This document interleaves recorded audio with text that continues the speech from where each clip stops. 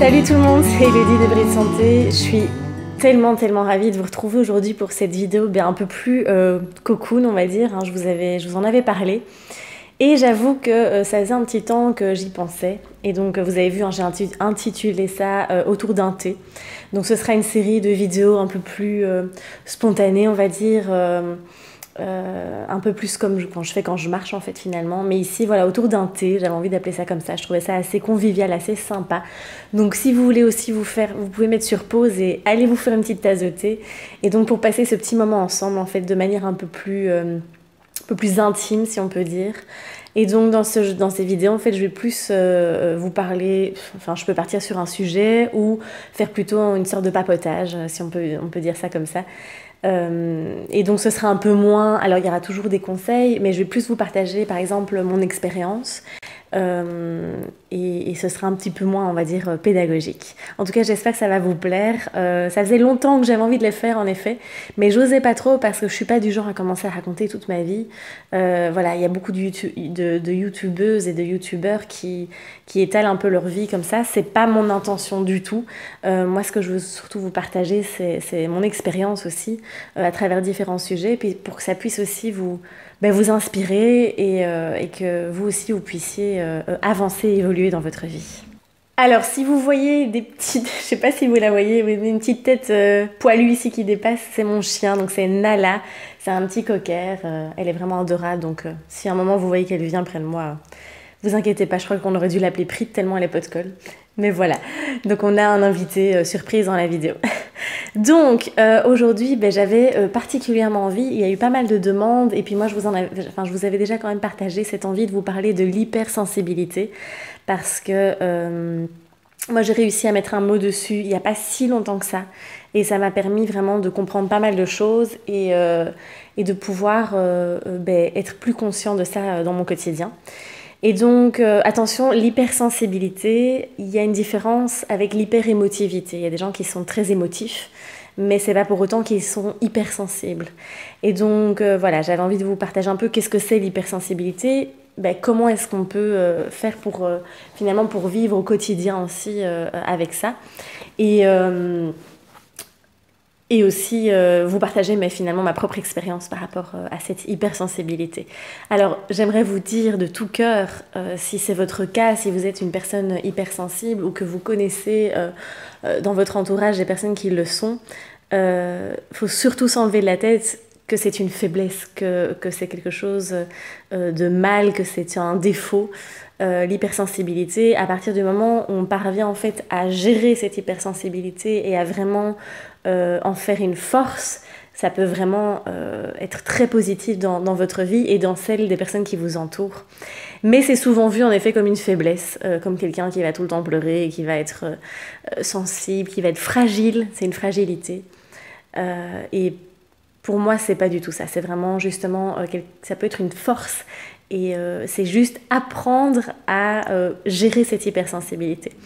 Et donc, j'avais quand même pris quelques petites notes pour être sûre de rien oublier. Et j'avais noté les différents critères, on va dire, j'aime pas dire ça, mais les différents critères, oui, on peut dire, d'une personne qui est hypersensible. Et à chaque fois, je vais vous partager évidemment ma propre expérience. Et après, faut pas non plus utiliser ce terme hypersensible pour se démarquer et se croire supérieur parce que c'est pas du tout le cas non plus.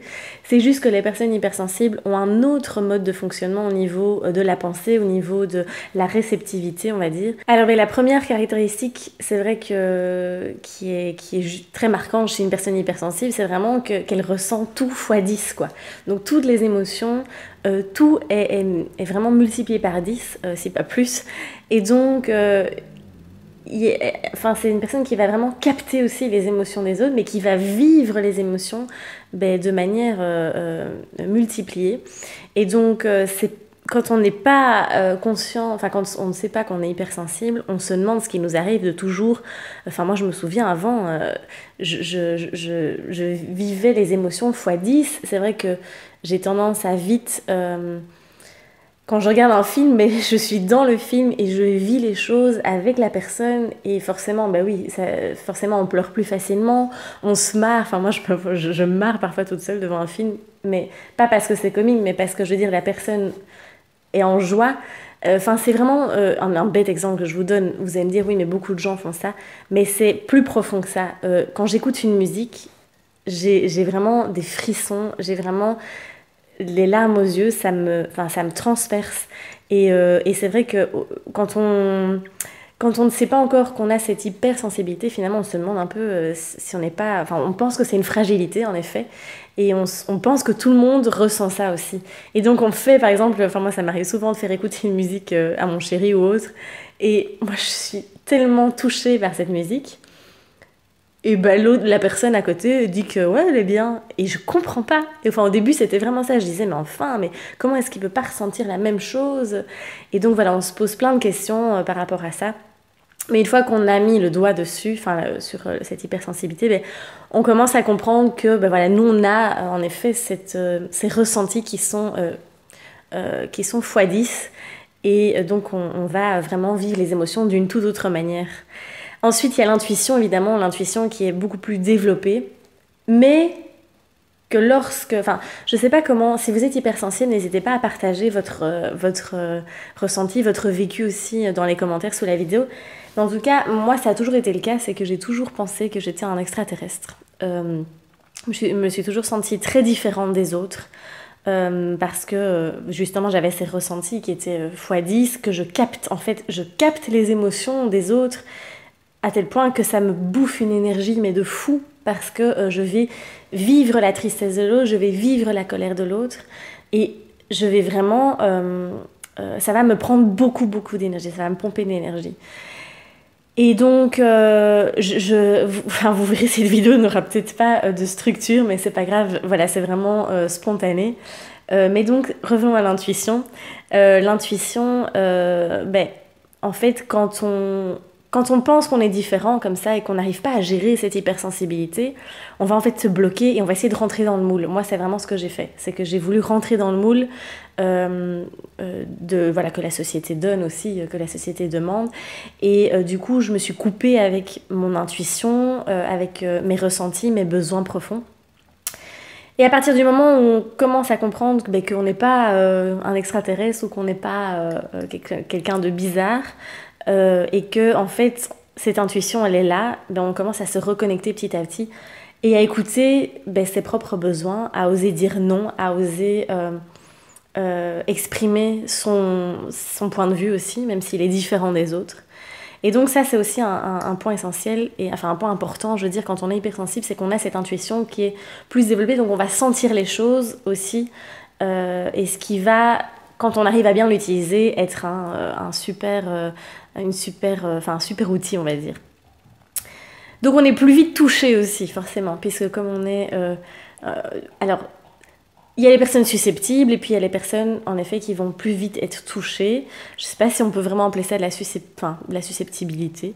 Mais en tout cas, c'est vrai qu'on est plus vite touché par des petites choses et ça prend des proportions astronomiques. Donc, moi, je sais que parfois, il suffit d'une parole de quelqu'un et ça va me... Mais je le prends de manière... Enfin voilà, pas de manière personnelle, hein, mais ça me touche énormément, énormément.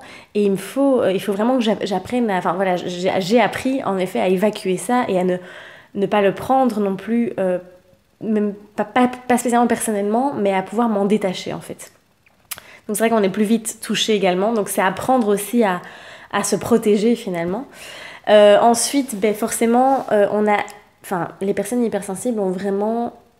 Alors, je veux pas caricaturer et mettre une étiquette, c'est pour ça que j'essaye de trouver les bons mots aussi, les mots justes, parce que, encore une fois, je répète, on n'est pas ni supérieur ni inférieur, ok, on a juste un autre mode de fonctionnement.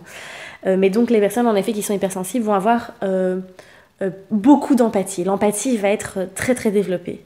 Et comme je le disais tout à l'heure, ben, c'est vrai qu'on va du coup absorber très fort, on va très fort être dans cette empathie et si on n'arrive pas à s'en protéger, on peut très vite absorber toutes les mauvaises ondes aussi des autres personnes qui sont autour de nous. C'est aussi une qualité de pouvoir se mettre à la place de l'autre et de pouvoir, en tout cas, l'accompagner. Ensuite, souvent, c'est vrai que quand on est hypersensible, on aime beaucoup cette solitude aussi. Mais à la fois, on a besoin d'être entouré, d'avoir des partages, d'avoir des échanges, puisqu'on est là-dedans aussi, dans cet empathie. Ça rejoint un peu l'empathie. Mais ça peut être des personnes qui peuvent aimer aussi la solitude. C'est vrai que moi, j'avoue que j'aime vraiment bien passer du temps toute seule. Mais après, j'ai besoin. Souvent, en fait, je fais des journées. C'est très bizarre, peut-être. Ça va vous paraître bizarre, mais donc je vis à la campagne, hein, pour ceux qui ne savent pas. Je suis vraiment. Il y a des champs autour de moi et c'est vrai que c'est très apaisant. Mais je sens souvent ce besoin aussi de me ressourcer en ville. Alors ça peut paraître bizarre, hein, mais j'aime bien être entourée de plein de gens, d'avoir toutes ces belles énergies aussi qui circulent d'avoir cette vie aussi qui est là. Même si j'adore aussi, parce que forcément quand on est à la campagne, on a aussi cette nature qui est très puissante. Et donc c'est voilà, trouver un équilibre aussi entre les deux. Ça c'est à vous de trouver cet équilibre aussi. Souvent aussi, on est très perfectionniste. C'est vrai que, enfin, mais vous avez vu, j'avais fait une vidéo sur, je sais plus c'était quoi le titre exactement, en effet, c'était sur comment arrêter d'être perfectionniste en gros. Et c'est vrai que c'est un critère souvent qu'on retrouve chez les personnes hypersensibles qui ont ce besoin aussi souvent de tout contrôler et que tout soit parfait. En fait, souvent on va jusqu'au bout des choses.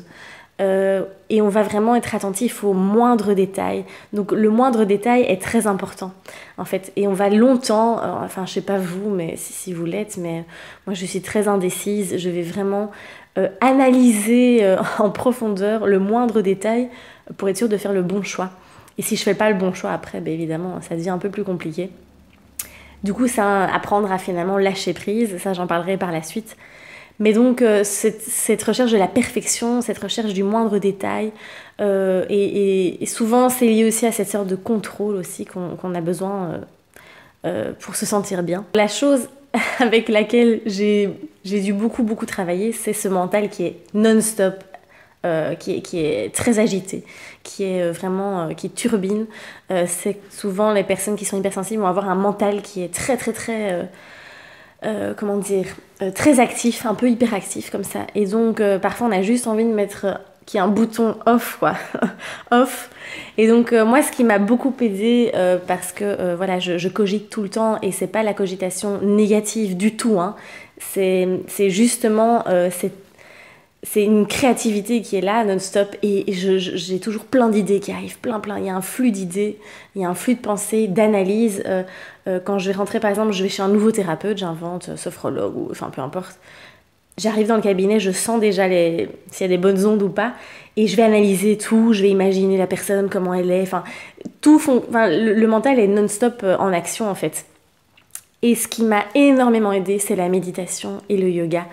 Ou la danse aussi, enfin en tout cas une activité qui est passionnante et une activité aussi qui va vous permettre de vous focaliser sur le moment présent, d'être présent ici et ça va vraiment permettre en fait de calmer ce mental et la méditation pour ça est absolument superbe, mais peut aussi être une torture pour certaines personnes qui ont aussi un mental qui est non-stop en action. Ça peut être une torture pour certains aussi au début. Moi, c'était très difficile et il y a encore des fois ici où j'arrive pas, quoi. Je commence à méditer et c'est juste pas possible en fait. Au bout de 2 minutes, j'arrête et je vais plutôt alors marcher et alors là directement ça m'apaise aussi. Donc ça, c'est à vous aussi à trouver ce qui vous aide. Mais c'est vrai que cette présence, ce mental qui est très agité, ça prend aussi beaucoup d'énergie. Donc c'est apprendre à l'apaiser et à revenir ici dans le moment présent. Aussi l'hypersensibilité, ce qui n'est pas facile quand on est entouré de... Enfin, par exemple, vous allez dans un... Enfin, moi, je supporte très difficilement tout ce qui est festival, les endroits où il y a énormément de bruit, d'agitation, de gens. C'est quelque chose qui peut... Parce qu'en fait, l'hypersensibilité est aussi au niveau des 5 sens. Donc, il y a... au niveau de l'ouïe, voilà, tous les bruits. Je sais que s'il y a un bruit de fond très fort et qu'une personne me parle, c'est un exercice, mais très compliqué pour moi de devoir écouter la personne avec ce bruit qu'il y a derrière. C'est vraiment très compliqué. Une télé qui va trop fort, s'il y a un match de foot ou quoi, là, c'est vraiment aussi c'est désagréable. Pareil pour l'odorat aussi, par exemple, les odeurs fortes, c'est très je sais plus dire le mot. Enfin, c'est très embêtant en tout cas, moi ça me dérange très très fort. Donc voilà, vous voyez que dans l'hypersensibilité, il y a aussi l'hypersensibilité finalement des cinq sens. Ensuite, perso, j'ai eu beaucoup de difficultés aussi à gérer le fait que, en fait, tant que j'étais pas au courant que j'avais cette hypersensibilité, on va dire, ce qui était difficile, c'est de dire que les autres avaient un fonctionnement différent en fait. Et que moi j'ai un fonctionnement différent de l'autre aussi. C'est vrai que quand les personnes fonctionnent d'une autre manière, ou qu'il y a cette violence, quand on voit la violence autour de nous, quand quelqu'un parle mal, quand je vois une personne qui parle mal à une autre personne, je comprends, au début je ne comprenais pas, et je comprends toujours pas, je veux dire, ça me paraît juste, c'est juste impossible de parler comme ça, ou d'agir comme ça, mais le tout est d'accepter. D'accepter que tout le monde ne pense pas de la même manière que nous. Mais ça, c'est pour tout le monde en général. Je veux dire, c'est pas parce qu'on est hypersensible. Je veux dire, en général, c'est accepter vraiment, se lâcher prise par rapport au fait qu'on a tous un mode de fonctionnement qui est différent et que on a tendance un peu à penser que la meilleure des solutions est la nôtre. Le meilleur mode de pensée est le nôtre. Et finalement, c'est pas vrai. Et donc, c'est accepter cette différence aussi. Alors, en général aussi, les hypersensibles sont des personnes qui sont très attentionnées, qui vont vraiment être attentifs à ceux qui les entourent. Parfois, pas très attentifs à eux-mêmes. Donc ça, c'est aussi important de pouvoir... on est tellement dans l'empathie, dans l'attention aux autres, qu'on a tendance à s'oublier. Donc c'est très important aussi de prendre soin de soi, de prendre du temps pour soi. Et voilà, je pense que... Ah oui, je voulais aussi parler des tempêtes émotionnelles, parce qu'évidemment, tous les jours, on traverse un peu différentes émotions, mais comme elles sont multipliées, ça peut vite être très épuisant, très fatigant. Et c'est vraiment... Parfois, ça peut partir, ça peut être des personnes... Quand on est hypersensible, on peut aussi rentrer dans des colères énormes et un peu disproportionnées.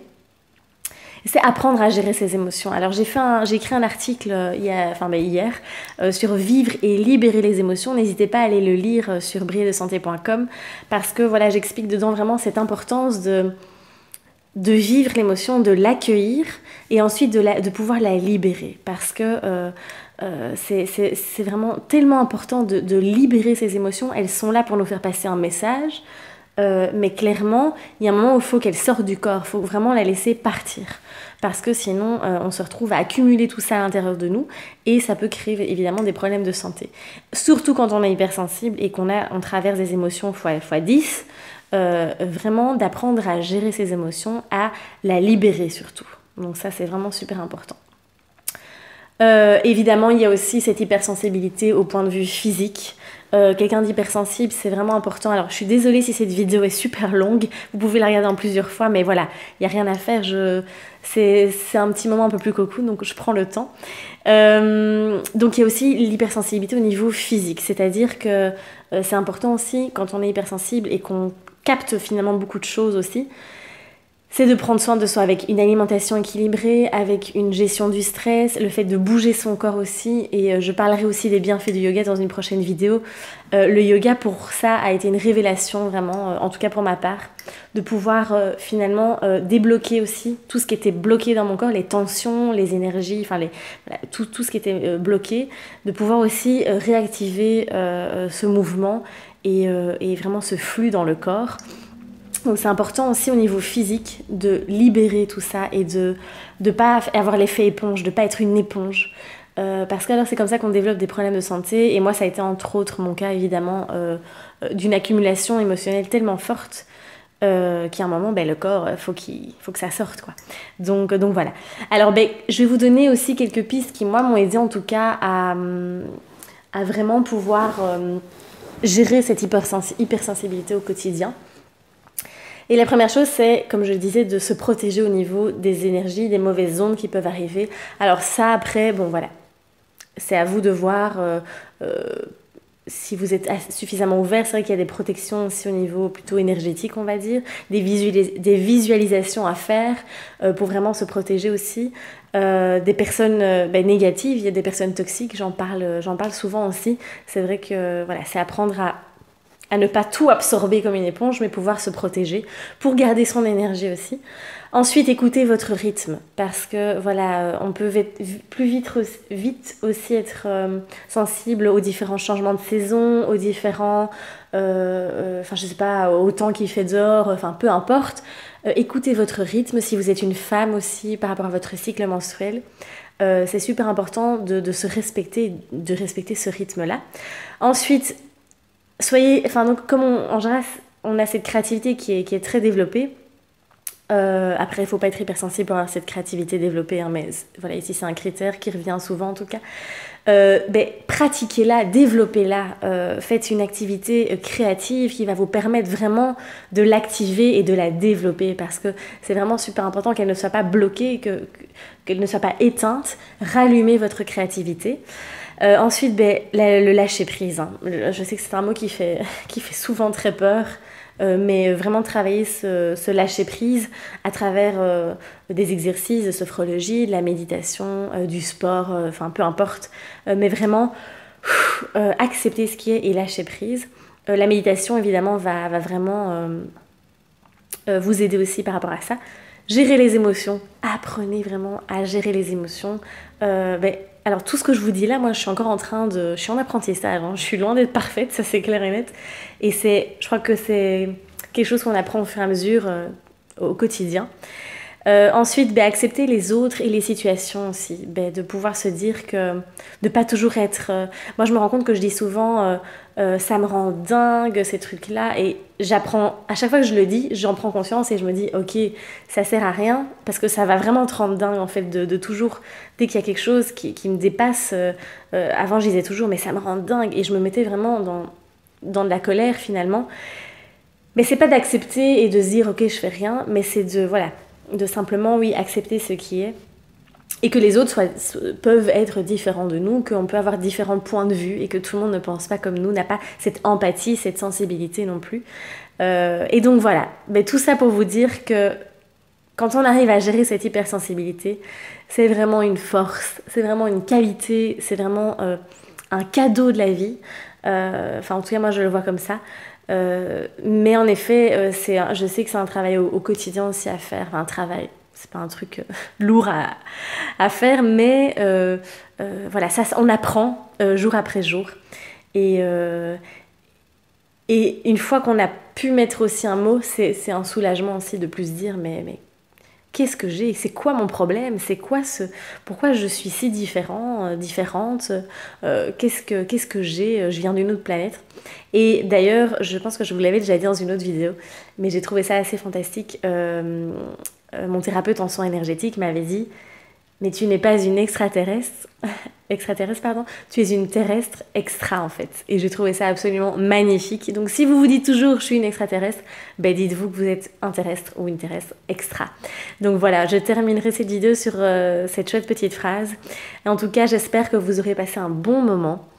Je vous dis en tout cas à très très vite, prenez bien soin de vous et n'hésitez pas à me laisser un petit commentaire pour voir un peu si ce format-là vous a plu. Je sais qu'il est un peu long, mais voilà, j'avais envie de prendre le temps, donc vous pouvez la regarder en plusieurs fois, hein, c'est pas interdit, évidemment sur YouTube. Je vous embrasse, n'hésitez pas à partager, à liker la vidéo et à vous abonner si vous voulez être tenu au courant de toutes les prochaines vidéos. Je vous embrasse très fort, prenez bien soin de vous et osez briller. À bientôt.